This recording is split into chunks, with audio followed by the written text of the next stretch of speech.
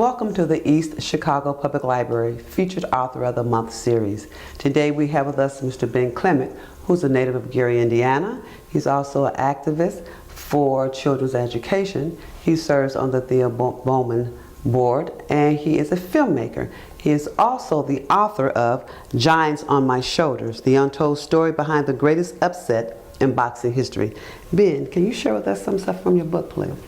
Yes, Giants on My Shoulders is the life story of a club boxer from Mississippi, but he fought professionally out of Gary, Indiana, Northwest Indiana area. He fought under the name of the Man of Steel. His name was Frank Steele. He's since he turned Muslim, he changed his name to Ali Muhammad, but he boxed under the name of Frank Steele. And basically it's the story of his ambition in life, which was to become heavyweight champion of the world. And from childhood, that was his sole ambition. And this is the story of the journey he took following that ambition and the greatness that he rubbed shoulders with, hence the title. But he boxed professionally and sparred professionally with the greatest of all time, Muhammad Ali, George Foreman, Joe Frazier, Ernie Shavers, some of the greatest boxers of all time. And were it not for his boxing talent, his skill, his ferocity in the ring, they would not have become the greats that they ultimately became. Yeah, I saw in the book where he's from Mississippi. Yes. And he, as a kid, he was just totally engaged with boxing and wrestling. So he's been doing this all of his life then. Yes, he was inspired from childhood, once again watching boxing on television. Back in the day, as they say, he used to watch Friday night fights, and that's when the greatest boxers were showcasing their talents on black and white television. And he used to sit in the living room, you know, on his tummy the way kids would do, with his chin resting in his hands, and he would watch those great boxers. And he was always mesmerized by the skill and the gracefulness of those powerful men. So he was inspired at that point to become one of them. So why were you compelled to write a story about Giants on My Shoulders and Mr. Steele? Actually, I wasn't. I'm mainly a fiction writer. I mainly concentrate on film, movies, television, as well as stage plays. But Frank Steele's agent, the boxer's agent, approached me because he knew I was a local author, and they were looking for a writer to write Frank's life story. So they approached me, and I had a meeting with them because I was kind of hesitant at first because I don't specialize in nonfiction. I don't like being handcuffed by the facts. So you're more of fiction. Absolutely, I love fiction. I love the creativity of the fiction environment. So after meeting with him within 5 minutes and hearing his story, I knew that I was preordained to be in that room and to ultimately write his story. And like you, an advocate for children and education, I see where he is really engaged with kids as some of his things that he wanted to do, work with children. Yeah, well, from two perspectives. Number one, he always regretted the fact that he missed out on his education. He dropped out in elementary school, and you can read about all that in the book. But he always regretted that he never pursued education. And he was always sort of embarrassed by the fact that he was not as educated as he ultimately could have been. But he's pretty much paying that back, or paying it forward, if you will, because he continues to train youthful boxers at the PAL boxing gym in Gary. Okay. So he's educating children in the boxing sport. And that PAL originated from? The Police Athletic League in Gary is the acronym for the PAL boxing gym. Okay, okay. Now he was involved in a Africa project? Yes, ever since he actually went to Africa originally. He was George Foreman's sparring partner at the world famous Rumble in the Jungle, the most famous boxing match in history. He was helping to prepare George Foreman to fight Muhammad Ali, to actually defend the title against Muhammad Ali. And that was in Zaire, Africa. And that was his first trip over to Africa. And he felt at home the minute the plane touched down. And he felt that Africa heat, and he tasted the food and heard the music and the sounds and met the people of Africa. He felt at home. So from that point on, he pretty much dedicated himself to come back and do something for Africa. So his Africa project is to go back and, number one, to train Olympic boxers for the Republic of Congo, but also to help do economic development in the country as well. Yeah, I saw where he had a lot of friends from Africa. One of his friends, I think it was Justin, had passed on. Yeah. So he was highly engaged in doing stuff in Africa? Well, when he was over there boxing and training George Foreman for that match, he met a lot of Africans, and he became lifelong friends with a lot of them. In fact, what happened while he was over there was he was ultimately fired by Foreman's camp because he was sparring, and there's a newspaper article in the rear of the book that documents this because people would find it unbelievable if they heard the story. He was doing so well, and he was sparring George Foreman, and George Foreman at the time was one of the most ferocious boxers known to man, and people were afraid of him because he was just knocking heavyweights out left and right. But Frank was doing so well, he was getting the best of Foreman.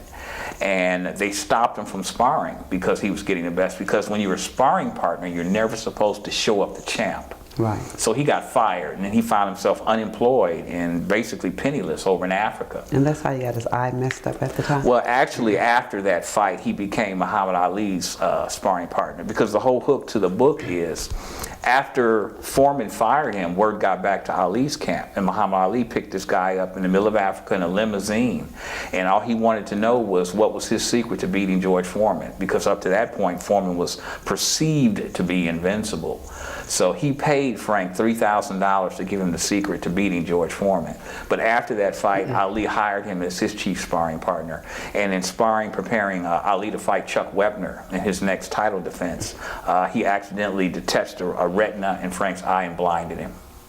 Oh, and in your research, I know you had to do extensive research. Yes. What was the hardest part about writing the book? The most difficult part was transcribing the notes, asking the questions to get the information, the factoids, if you will, of Frank's life. And because he's a boxer, and because, you know, boxers suffer a lot of head trauma because of repeated blows to the brain, his speech pattern is sometimes hard to understand. And also because he's poorly educated as well. So I initially started out trying to interview him, just like we're talking right now. But I found it to be very cumbersome, very difficult to absorb the information and be conversant with him at the same time. So ultimately what I did was I transcribed all the questions that I wanted, and I gave those to his daughter. And his daughter ultimately conducted the interview, and then she would write down the responses and give me those notes, and that's how I was able to write the book. And I see his wife never made it to see the actual book come to pass. She passed before it was published, and that's why there's a dedication to her in the book. And he's still in Gary, correct? Yes, he is. To this day, he's still training boxers, young boxers over at the PAL Gym. In fact, I was doing a movie over there, and Frank actually has a cameo appearance in this film, Altered, which is coming out next fall. A little plug for the movie. But while we were over there, I actually had a chance to witness him training these young boxers, and more importantly, because he's in his 60s now, I saw his workout regimen prior to going into the ring and training these young boxers, and it would put a lot of younger people to shame to see the shape this guy is in still in his 60s. I mean, he was doing hundreds and hundreds of sit-ups and push-ups and things of that nature. He's in tip-top shape even today. So in writing this book, what would you like for your readers to really take away from reading this book? A couple of different things. Number one, the importance of history and knowing your history.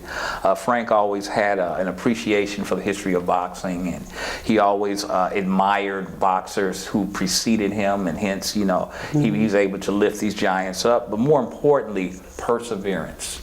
That's the word.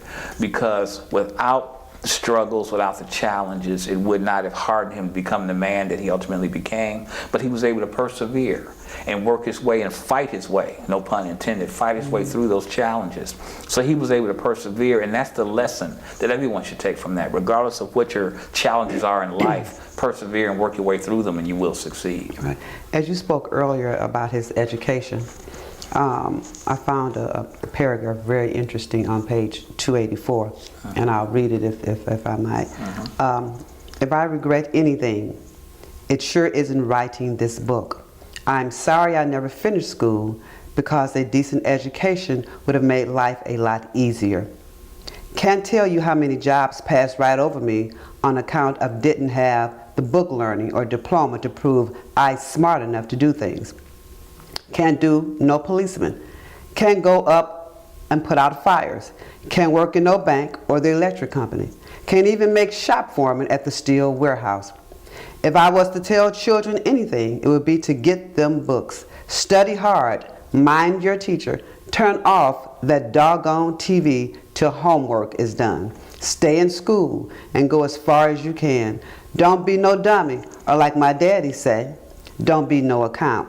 Make something of yourself. Graduate. Get a job. Earn plenty money. Better still, start your own business and make even more. And you as an educator and an advocate for children and education, I know you can really relate to this. This kind of touched me when I read that particular paragraph of, like you were saying earlier, that education was something that he probably regrets that he never was able to obtain. Yeah. But I'm sure as most of if we teach kids now what they need to do, as he was saying in the book, it's an attainable. There's something they can do. And just to piggyback on that point, and this should bring some relevance to the whole interview situation and the process I went through to write the book, I made a conscious decision as an author to put the whole book in first person, to put it in his voice. And when I had done the draft of the first chapter, I wanted to share that with the boxer, Frank Steele, and his agent, because I was very concerned about embarrassing him because of his lack of education. And the voice I used, I didn't want to dumb it down so much to where he would be embarrassed. And I read it, and he said it sounded just like him, and he loved it. And he actually had tears in his eyes at that point. He said it's like he's speaking to people. So I knew I had made the right choice at that time. That's something he's very proud of. He's very much proud of. Which is really good. And your writing style, what is your type of writing style? I'm pretty much a free-form writer. That's why I like fiction best of all. But I have a unique approach to writing. I can't write anything until I have a title. So I start with that title at the top of the page, and most of the times I'll go so far as to create the book cover first, or even with a screenplay, I'll create a cover because it makes it seem more real at that point, and then I begin to become inspired. And when I really get on a roll, it wakes me up in the middle of the night. I mean, it'll just start writing itself in my head, and I'll have to get up and start working. And that's how you came up with the title? Giants on My Shoulders? That's one way. I'm normally inspired with titles, but after interviewing the boxer the first time, and I just related that to the fact that were it not for his boxing skill and his boxing prowess, greats like Muhammad Ali and George Foreman and Ernie Shavers and Joe Frazier would not have become the giants in boxing that they became. So I just inverted that old saying, you know, we stand on the shoulders of giants, to where he has actually giants on his shoulders. Great, great. Thanks, Mr. Clement, for your time and sharing of your book, Giant on My Shoulders, the untold story behind the greatest upset in boxing history. I see where you also have written a children's book, Thrown Stowaway. It's about a book about cultural differences and family values through the experience of a 9-year-old Bobby Fieldstone. So if you're interested in any of these books, they are available on Amazon.com. Correct, and I have an urban romance novel coming up this spring, Milo Brown Slept Here. So if you like the urban romance novels, look for it on your bookshelves and buy dozens and dozens of copies. I'm sure they will be interested in urban novels. Thank you so much again. You're very welcome. Glad to be here.